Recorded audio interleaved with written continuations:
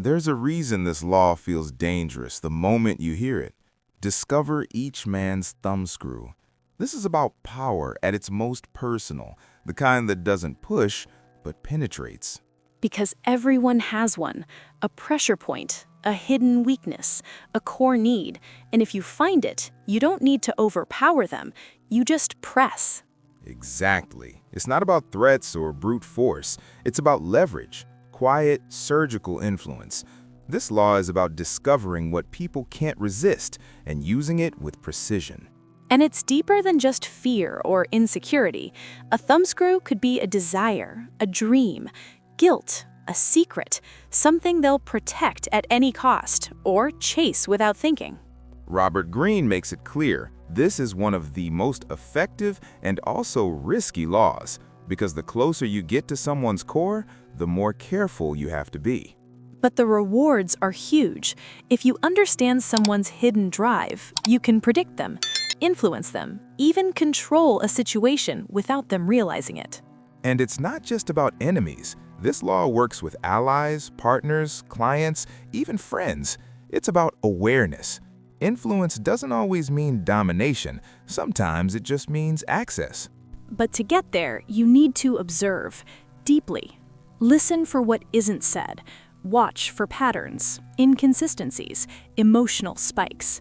That's where the thumbscrew hides. Most people reveal themselves without knowing. A casual comment, an overreaction, a recurring story, it's all data if you're paying attention. And that's where this law becomes an art. It's not about digging dirt, it's about understanding people beneath the mask.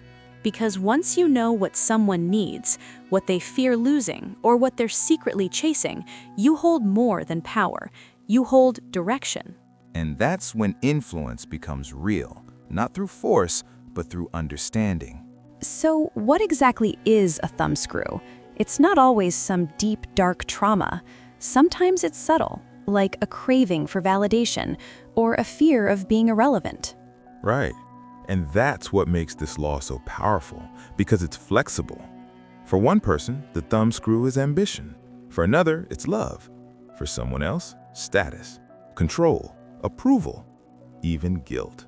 That's what makes the game so delicate. You can't assume. You have to watch. Pay attention to what lights people up or shuts them down.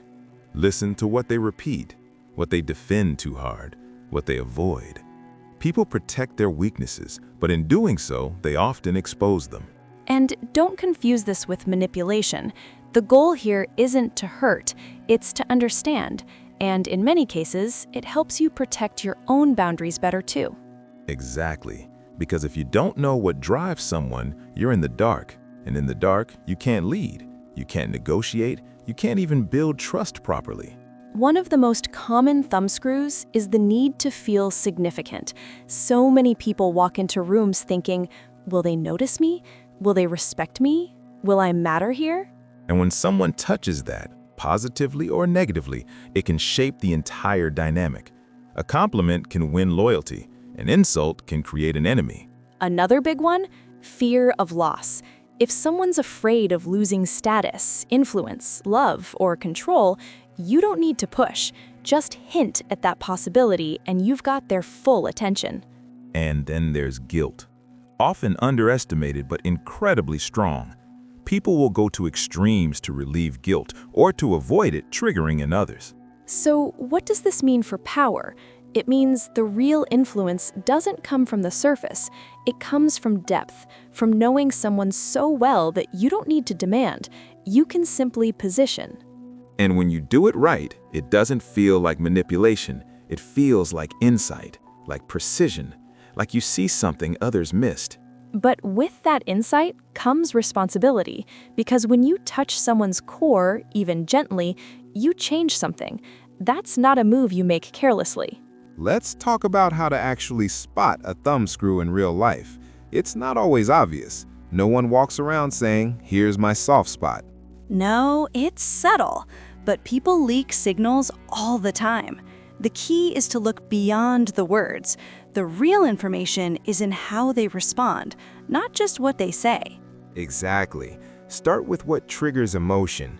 If someone suddenly gets defensive, overly excited, or even goes silent, that shift matters. That's not random. Silence, especially, is underrated. Sometimes when people don't respond, it's not because they're calm, it's because something hit too deep. And then you've got repetition. If someone keeps returning to a story, a success, a failure, a person, that's not just nostalgia. That's emotional gravity. There's weight there. Also, pay attention to what they avoid, the topics they skip, the jokes they laugh off a little too fast, the parts of themselves they keep vague. Those are all clues.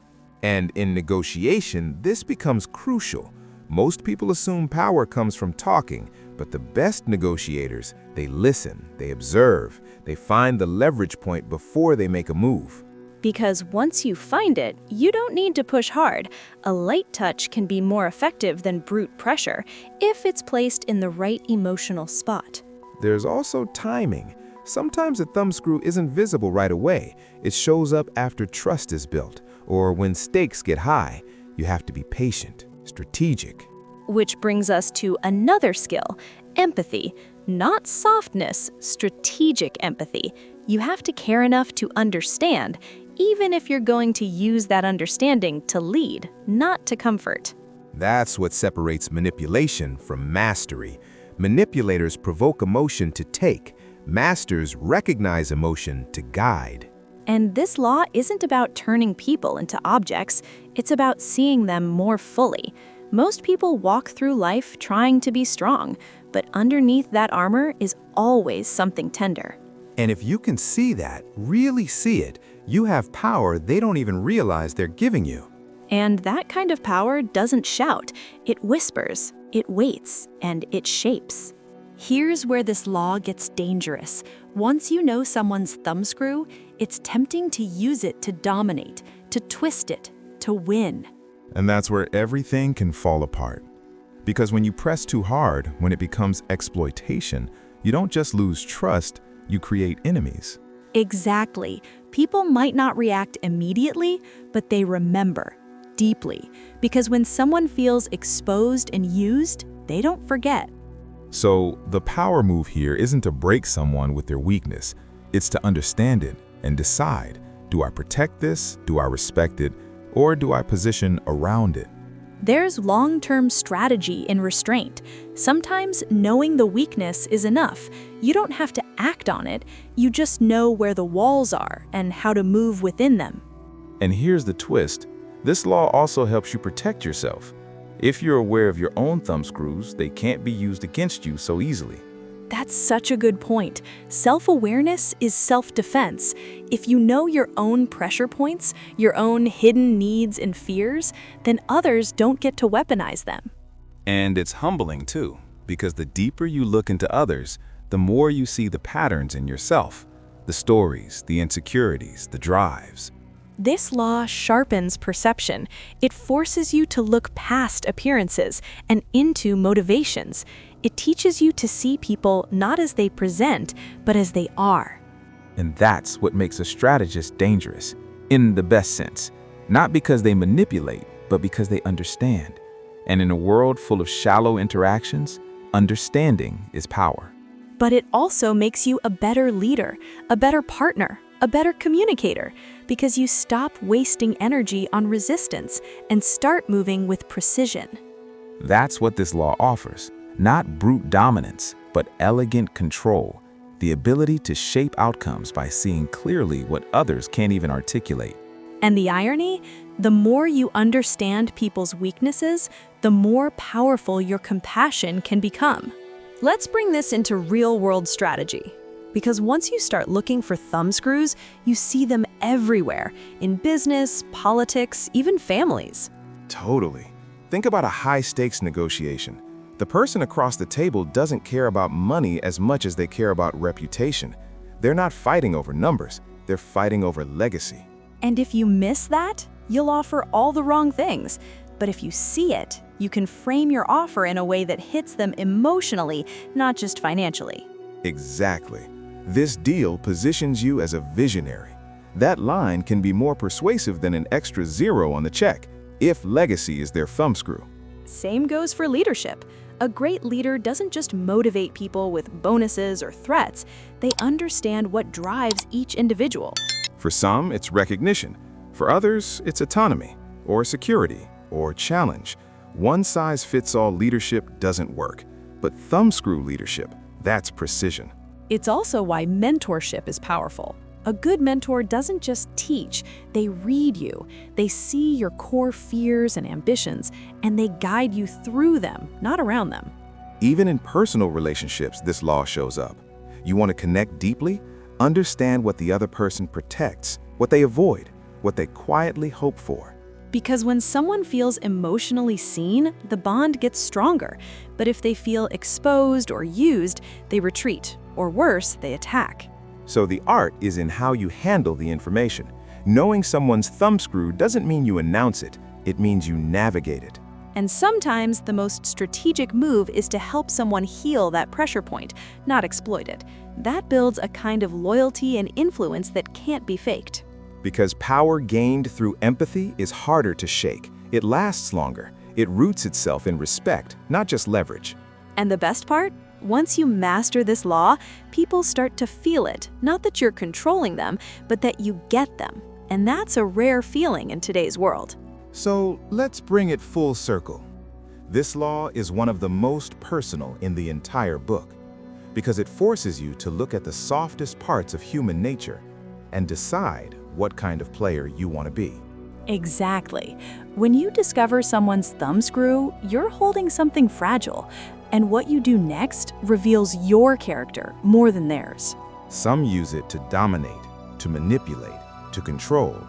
But the real strategist knows restraint is power, precision is power, discretion is power. Because real influence isn't loud, it's quiet. It doesn't need to announce itself.